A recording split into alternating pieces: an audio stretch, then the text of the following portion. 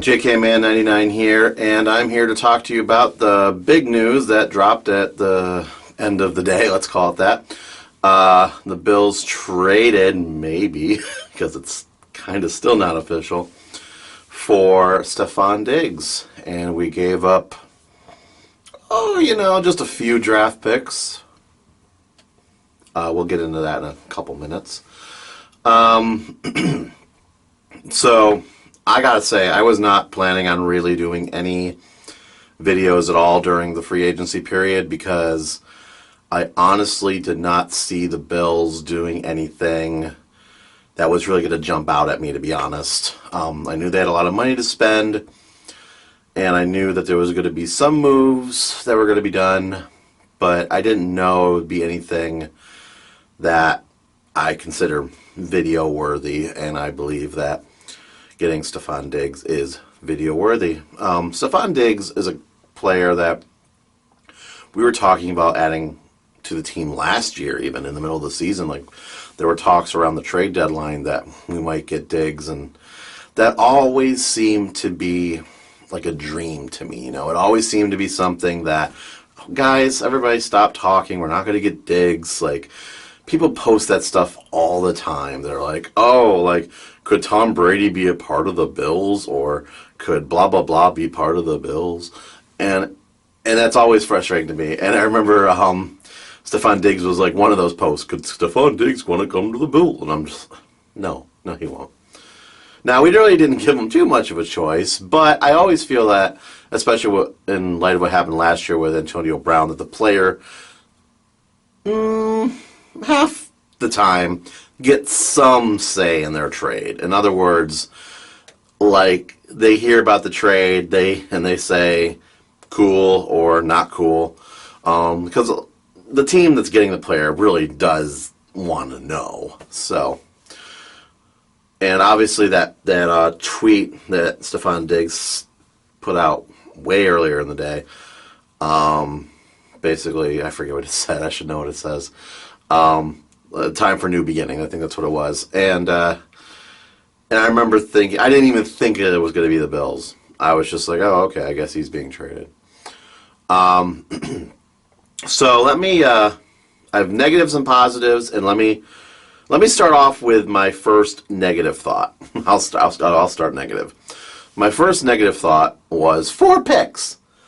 Once again, I feel that Beane kind of got hustled on this one, especially because of what happened earlier today, where DeAndre Hopkins was traded to the Cardinals, and it was basically a second and fourth round swap and a player swap. No first round value in there that DeAndre Hopkins got traded for. I found that very surprising.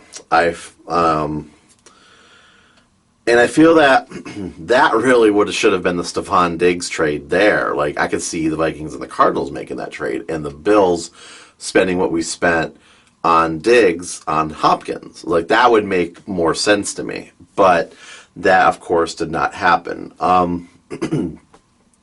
We've seen the Bills overpay in the past. Let's talk about Sammy Watkins, for example. We basically spent 2 first-round picks on him, and we had him on the team for 3 years, right?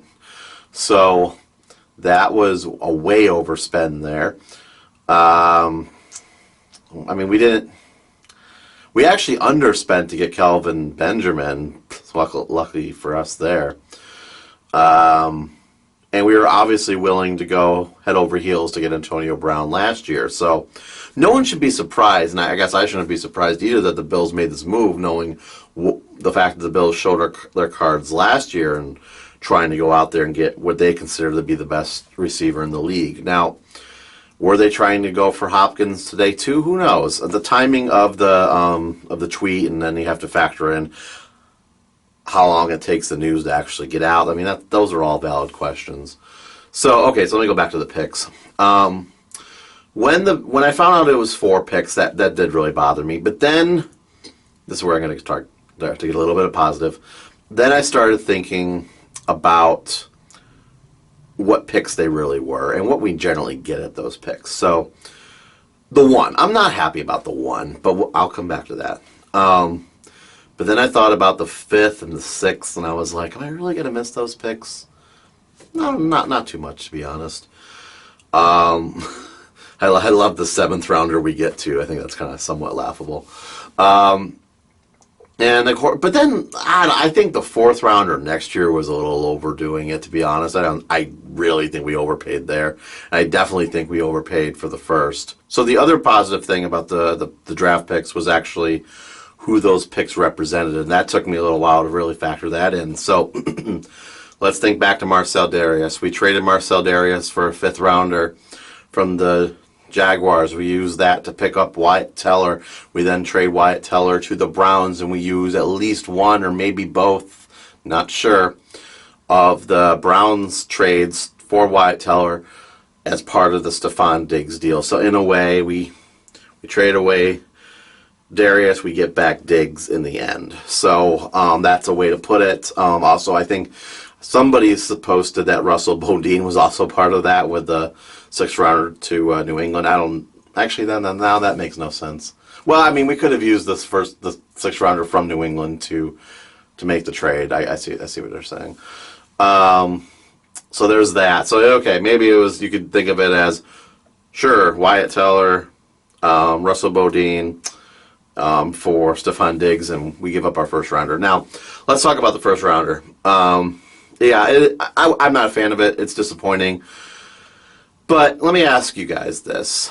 Were any of you really digging us getting T. Higgins? And now, there's no guarantee we would have gotten T. Higgins at the 22nd overall spot.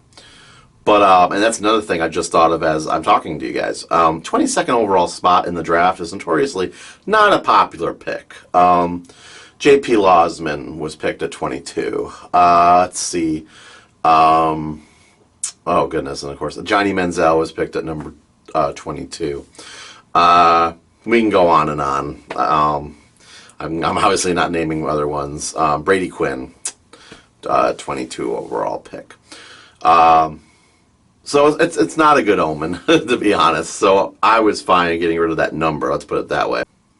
So the question ultimately is going to be, do we trust a veteran receiver or an unproven rookie receiver who may or may not do better than that veteran receiver? And honestly, we just did this with Watkins. I realize it was 6 years ago, but it seems pretty fresh to me. So I'm fine with us not experimenting with that again. I'm fine with us bringing in a proven receiver in the NFL.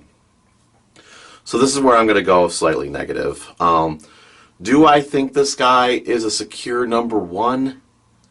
I don't honestly know. And the reason I say that is for a couple reasons. A, he's a positive and a negative. A, he's only 6 foot tall. He's not a big TO type receiver. However, I mean, was Andre Reed that big of a guy? He was our number 1, right? So it's not always height. It really isn't. But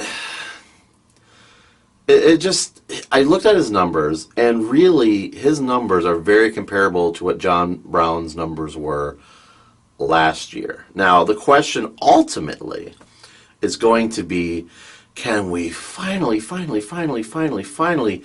a downfield threat? And can Josh Allen, for the love of everything, be able to hit those downfield threats? Those are the two questions that the Bills are going to have to answer this season. John Brown got most of his catches off of, slants and stuff like that. And that's great. You know what? That's almost a New English, yeah, I guess that kind of works. A New England style offense. But quite honestly, we need to do a little bit more than that. And we have to show that we can throw the ball downfield, and we have not been able to do that. Now, maybe Stefon Diggs gives us that.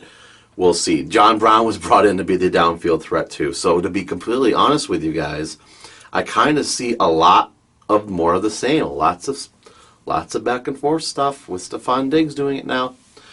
I really want to be wrong on that. I mean, think about it. Robert Foster, and we re-signed him. We barely even used him last year for the downfield threat, and that's what he was known for. Barely used him. So that's something we really have to think about. And yes, I don't think he was worth 4 picks either. Now, I explained already why those 4 picks are not that big of a deal. but I still don't think he was worth them, okay? But in any sense,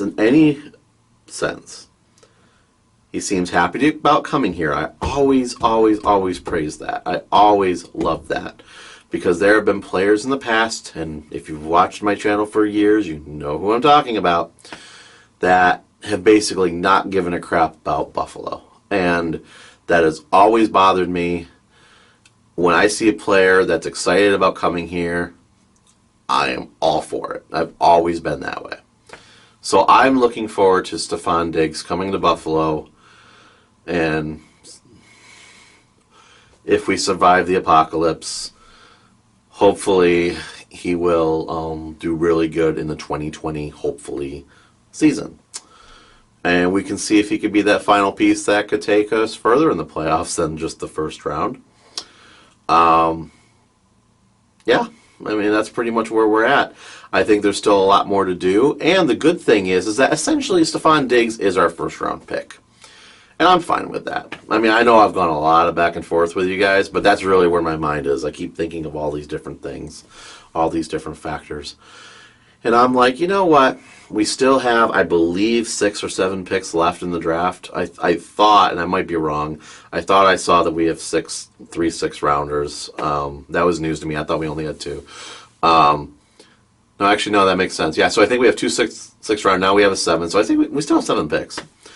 It stinks that we have to wait till 54, I believe, to get our first pick in the draft. We did that 5 years ago in the 2015 draft.